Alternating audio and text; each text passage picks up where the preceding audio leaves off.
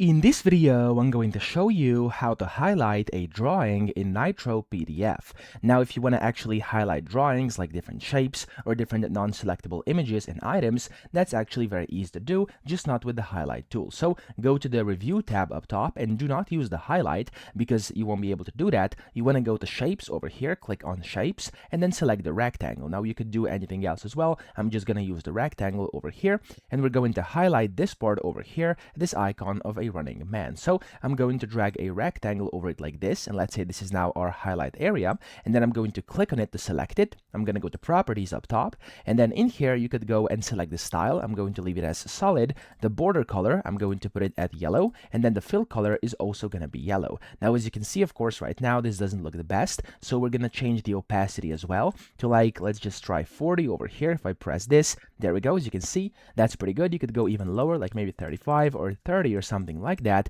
And if I now click out of here to actually deselect it, as you can see, this part has now been highlighted. So that's how to do it. I hope this video helped you out. If it did, please subscribe to the channel and help me out as well.